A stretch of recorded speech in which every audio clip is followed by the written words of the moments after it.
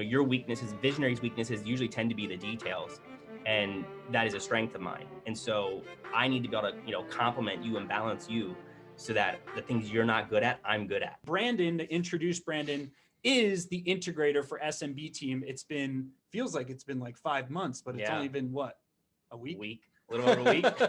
So it's been a week, and I pulled Brandon on here because I know a lot of you as law firm owners, you are looking for someone to handle the details or create processes for your firm so you can focus on the big picture. And we spent, I don't even know, probably 6 months with a job description up trying to find the Brandon out there. And when we met Brandon, we knew within 10 minutes, we knew he was the person that we wanted to share this growth journey with the company, and that he also felt that with us. And it was almost like we were doing so much vetting, but you just know when you know. So I know a lot of you right now in growing your firms, you're looking for, what Cameron Herold calls a second in command.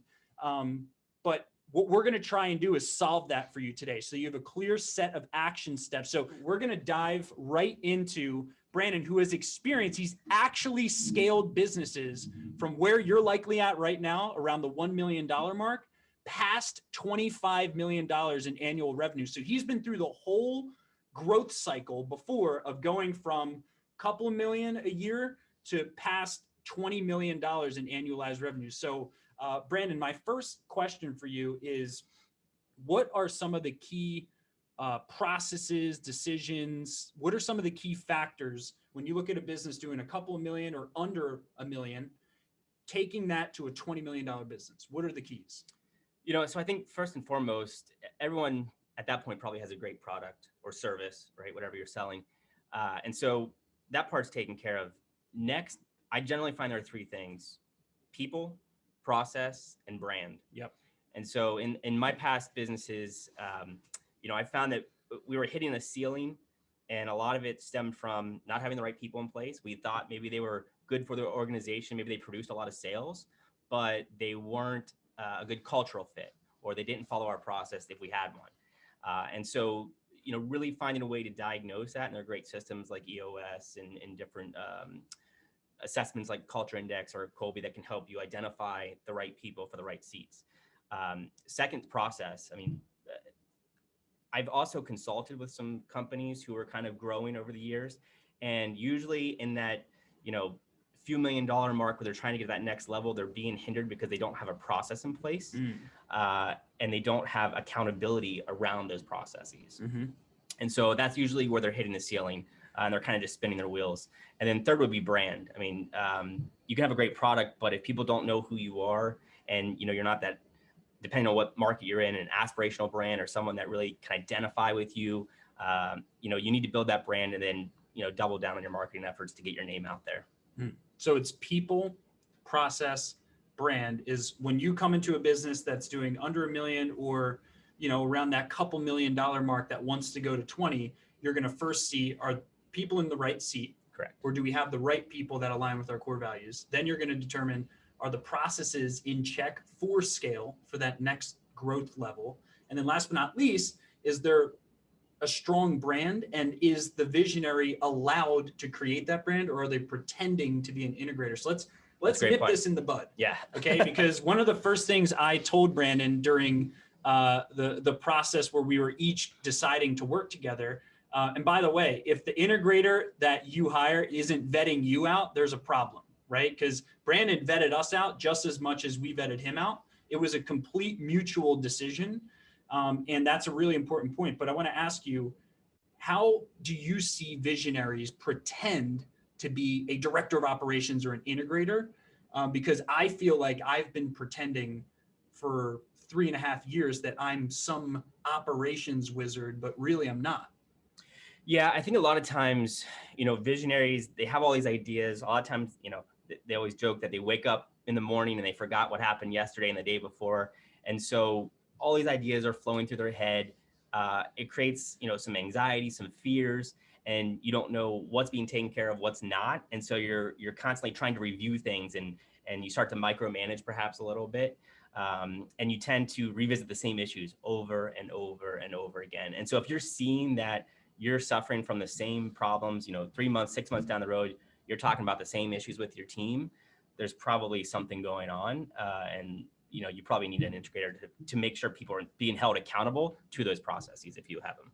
One thing I want to kind of hit on though, before we go into that, is this false belief that a lot of not integrators, that a lot of visionaries have, where it's like, I just need to hire someone to handle the details. Can't you just take care of it for me?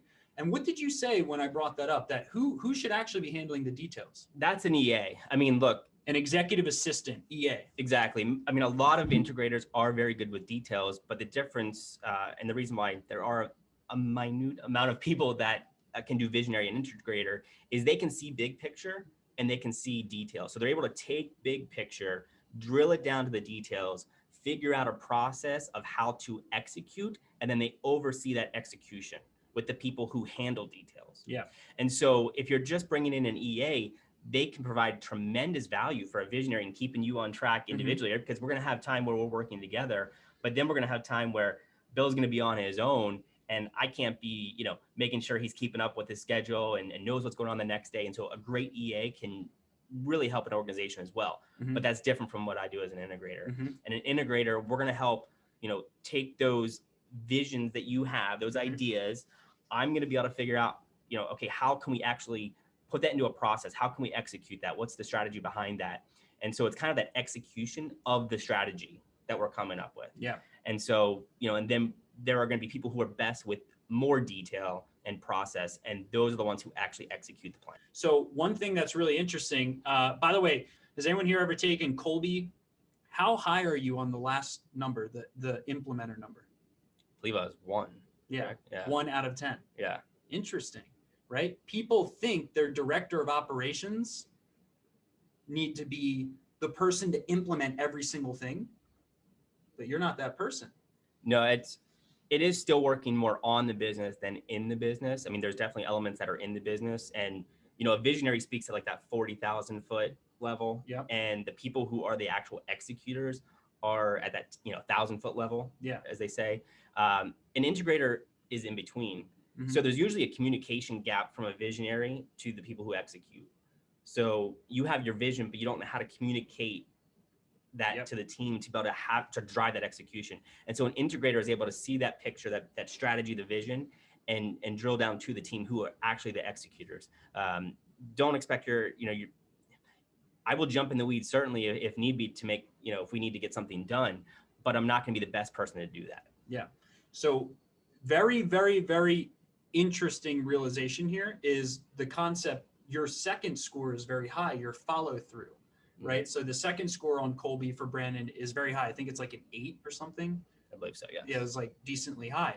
So what that means is you're great at, talk to everyone about what we discovered. You're great at creating the system, but how are you when it comes to you following a step-by-step procedure? Yeah, it's kind of it's an anomaly, right? Like I'm actually really great at figuring out how to implement process, how to create process, but I'm also, with my personality type, and I go based on the culture index, which I'm a little more familiar with. Yeah. It's hard to keep me into that process unless I've kind of created it and like to follow it every day. There are certain things I'm, very OCD about that I follow day in and day out. That's just kind of naturally who I am. But, walking into an organization and just following a process when I was a salesperson, it's very difficult for me, just like any other salesperson. Yeah. So it's a very interesting thing. I just want to point out to everyone, your new director of operations, your COO, whatever it is you're looking to hire, managing director, whatever the term you end up giving the person who is the second in command for your vision for your business, don't expect them to be a process follower, right? Actually, that's less likely to be someone who's a director of operations. You want someone who can create the process, communicate the process, but you don't necessarily want someone who can come in every day and follow a step-by-step process. Otherwise, you're not going to be able to let go of that integrator thing. You're going to have to manage the person that you hire, right? And one thing that you and I discussed very quickly is like, I'm not going to be giving you any clear plans. And we thought that was a great fit together. Like, cause you were like, yeah, I don't really need you to give me a step-by-step to-do list. I can create my own to-do list. I do need you to tell me what you're scared about and what the priorities are. How much time have we spent in the last week just talking about how our personalities mesh. A ton. I mean, it's super important. I think it's the first step, in that search process and finding if you are a match or not, because there are certain things that need to be true for an integrator. Like you said, you don't need my A doesn't need to be as high as yours. I don't need to be the driver as much as you, but I need to be enough to where I can self-start and figure out what needs to get done, because you can't be holding my hand and having to give me direction every day. And so, that's important. But then the other side is, your weaknesses, visionaries' weaknesses usually tend to be the details. And that is a strength of mine. And so I need to be able to, complement you and balance you so that the things you're not good at, I'm good at. And that's how we work well together. Yeah. So we talked about the concept where we literally spent like 35 minutes this morning talking about, when does Bill stop brainstorming? Right. Like we talked about this, like when do I stop saying this is the priority, whiteboarding something out? And then your skill is taking taking data and rank ordering and prioritizing it and systemizing it. So if I were to go, here's where we're going, here's the priorities, here are the things to look at, go, you could report back to me and say, hey, I took all of your priorities into account. I took your strategy into account. Here's the plan. And we talked about you giving me that plan and saying, is this plan okay? Do you approve this plan? Yes, no, maybe, what needs to be edited? I can, like you said, I can create shortcuts, because that's one of my strengths is like, wait, why are we doing step 2 here? We should just remove step 2. Or like, right? So I can fact check the process, and then you can go, once that's been fact checked, and make sure everyone else is implementing it. Would you agree with that as a process? I would. I think, if you're hiring an integrator, that relationship, it takes, maybe we've been able to do it very quickly. Like we said, we mesh really well quite quickly. So, that's an advantage, because it's going to take a little bit of time to kind of feel out the other person on how they operate, how they think, how they like to digest information, how they like to give information. And so you need to learn that process as quickly as possible. And that's what we've been talking about is, how do you like to think and capture your ideas? And then, of course, I have a process of how I like to actually plan, build the process, and execute it. And so finding that is really key. And a lot of it comes down to communication, understanding your patterns, how you work together. And the last part, which I think is immensely important, is trust.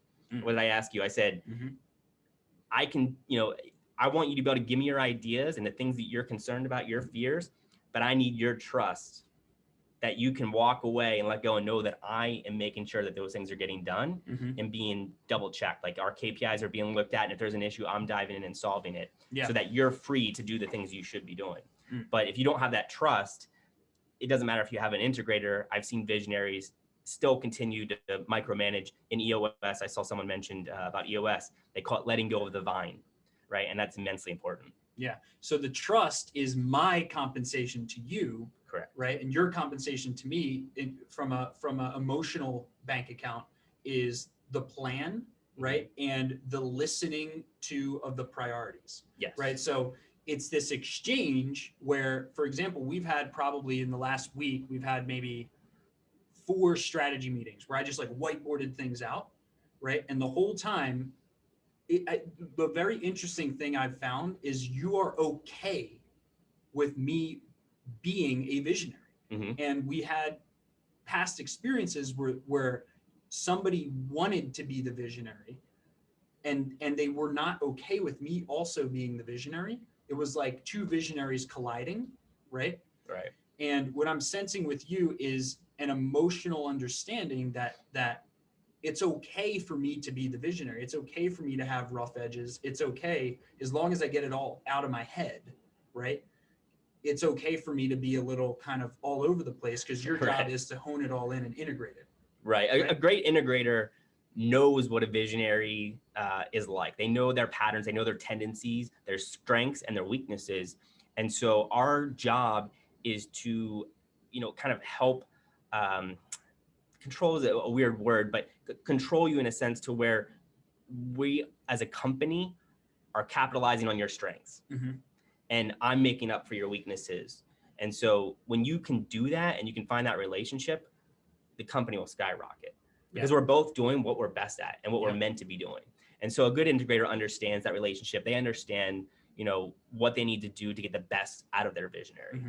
So bring us through a story. You don't have to name any names. You can just Sure. use the word visionary or other terms, but bring us through an actual story with, one of the prior companies that you were with that you saw, like, for example, when you came in, 6 months were spent on dialing in the processes. After the processes were dialed in, we started scaling sales and marketing activity. Like, bring us through an actual, like, sequential experience from your past that went from a business being at one level to a business being 3 to 5 times that level. Yeah. So, a few companies back, I went in and basically we had strategy sessions right from the start. I became the integrator pretty much right away in the business, but I also had other roles there. And I kind of did a deep dive across the organization, traveled around to all the locations, spoke with all the people, figured out what was working, what was not working, tried to do that people assessment, figure out what processes were broken, and kind of put together my Colby, my culture will tell you that I'm also someone who likes to kind of visualize things and put them into visual representations. And so I put out a strategy plan of all the things we needed to evaluate. And we started using EOS. And so that really helped put the structure in place. And and just for everyone listening, EOS is from the book Traction by Gino Wickman, which we talked about, just so that if anyone's confused, go ahead. Correct. And that's where, the visionary integrator terms kind of came from. Yep. So we started using that program and we started setting priorities, right? Because that list on that strategy session was quite long. But we sat down as a leadership team and determined what are the biggest priorities that we need that are going to be the biggest drivers of this business. And so we identified that, there were a few key processes that were broken. We had some branding issues that we weren't strong enough in. And we identified that we had some technology that was really lagging behind our competition. And so those are all pretty big, especially that technology piece. That's a very complicated project. But we were able to, map it out. And, integrators are usually in charge of special projects like that technology piece. So that was a big project of mine. Mm-hmm. And through that, we were able to develop more efficiency through the process. We, had to go out and find certain people. We didn't have somebody in-house that could do that marketing. So we had to outsource a fractional CMO. And then the technology piece, that took quite some time, but we were able to automate, and the things that we would have, maybe brought their people in for, we were able to actually automate, make it more efficient, spend less money. And we were able to put people in the roles that were more client facing. So we were able to automate a lot of the back end items, and our people were more about creating a great customer experience. I've noticed shiny object syndrome creep in, right? Where it's like, I'm going to get a CRM and that's going to solve my process problems. I'm curious your thoughts on that. Is it the chicken or the egg? Do we create the processes and get emotional buy-in for the new way of doing things first and then find a CRM that works for the predefined processes? Or do we find a CRM first and work processes into it? Or how would you answer that question? Yeah. So, I go like the next level of detail and process, right? So first, I want to start with what is our problem and how do we solve it, and then kind of work backwards.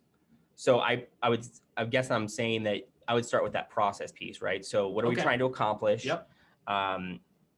What does success look like? And we also prioritize, right? So like within that, what are the priorities of this problem? And so I identify what I want the end product to look like, because I'll be honest, when we did the CRM, it was kind of a learning lesson for me because we didn't identify every item within there. And I kind of let the tech team choose our pool of solutions for CRM. And when we went back and then I implemented it, I realized that as we were constructing the back end, all the pieces and components that work together, it was actually a little bit better for business to business, and we were business to consumer. And so I probably would have had a different pool of CRMs had I been involved more in depth in that process. And so, those are things you learn as you go through these different companies. And so now I know, we really need to identify what we're trying to solve and make sure that program we're going to put in place solves actually what we're trying to do. Yeah. And there's only a select few numbers and outcomes. When you really, really rank order, you'll realize, like, for example, 1 or 2 numbers are really the holy grail. Like we went through in our business. So what's an interesting thing here is I want to talk to you about when it's time to scale up. Okay. Because like a lot of people have a belief in their head that I got to get my systems in check. I got to get my team in check, and then I can scale. But I notice sometimes people will spend 5, 10 years, their whole life saying they're setting up for scale, and then they never really scale. But you've seen the pedal get pushed to the metal after these process set up. So like when is there a light switch moment where it's like, now's the time to pour, fuel on the fire, turn up the marketing, turn up the sales process. Now's the time to go and 10x revenues. Yeah, I mean, a lot of times what I've seen, in one of the earlier companies that I helped scale, we were a jumpstart right out the gates, great product, a lot of sales right off the bat, and we started hitting that ceiling where things were falling through the cracks. We were having more production issues, more order issues, more customer issues. And it was the same thing over and over and over. And so we obviously realized we didn't have any systems or process in place. And so we hired, I actually came on board at the same time that we brought on a new president. He built out all those processes, all the training for new hires.